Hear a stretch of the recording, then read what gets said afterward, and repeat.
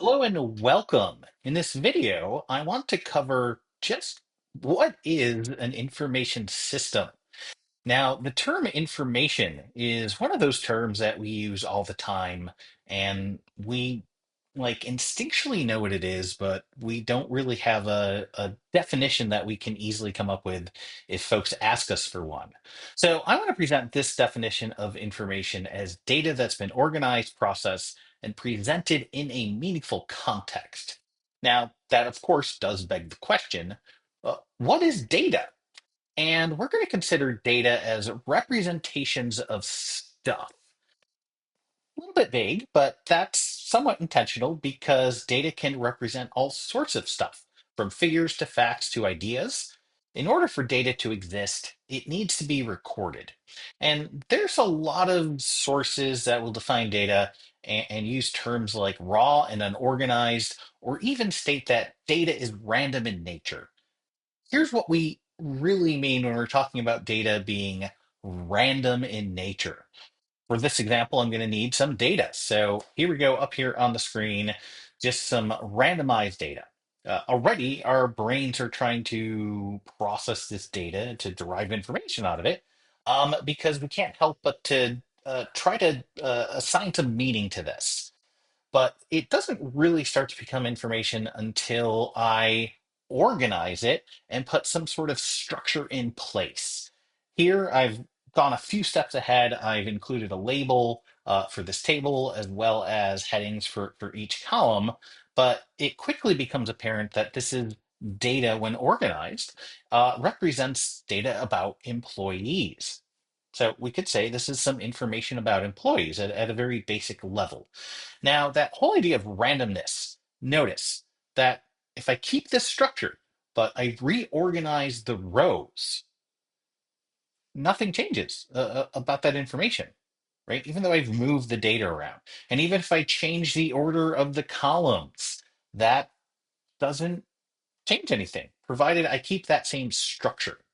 So data that is random, unorganized, unprocessed, right, doesn't start to become meaningful until we organize it, process it, and present it in a meaningful context.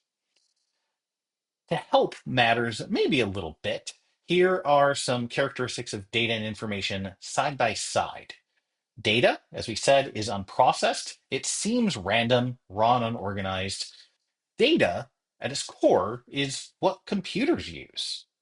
And data serves as a core component in an information system to build information. So it's a building block of information.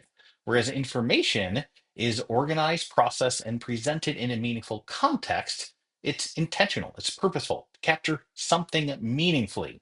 And who is that meaningful to? Well, humans. Now, we can go a couple steps further and talk about how information can be used to build knowledge and from their wisdom and so on and so forth. But our purpose here is understanding what is an information system. So, at the very least, we have some ideas around data and information in place, which then leads us to the term system. A lot of people think of system as the software that we're interacting with. Oh, the system went down, when really what we mean is this piece of software is not working as we expected. So the term system is a general term which is used in all sorts of contexts. For example, we have the solar system, which is a collection of many different planets and celestial bodies that have or work around some common core purpose or idea. In this case, these are bodies that orbit the sun. Henceforth, it's called the solar system. It's made up of different components.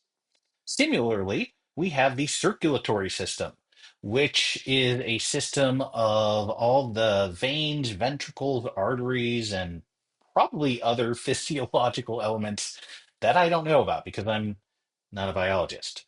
But nevertheless, with the heart, arteries, and all of those things, as well as the blood, these help to keep us alive as part of this circulatory system. Again, many parts that work together.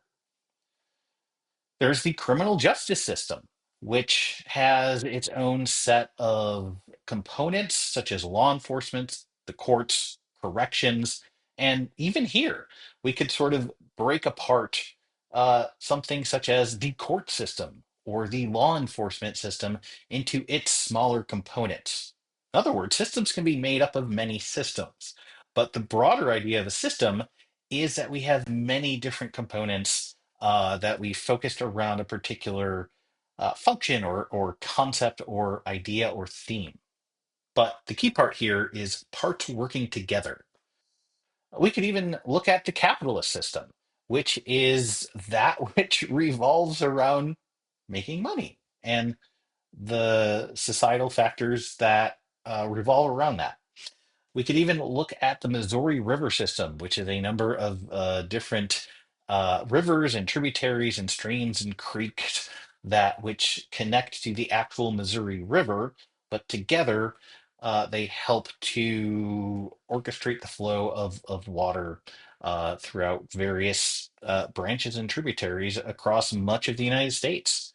So the idea of a system is defined as a regularly interacting or interdependent group of items forming a unified whole, meaning that an information system, with information being defined as data which has been organized, processed, and presented in a meaningful context, and system as a regularly interacting or interdependent group of items forming a unified whole, when put together, becomes as follows: a regularly interacting set of components that organize and process data to then present meaningful and contextualized output.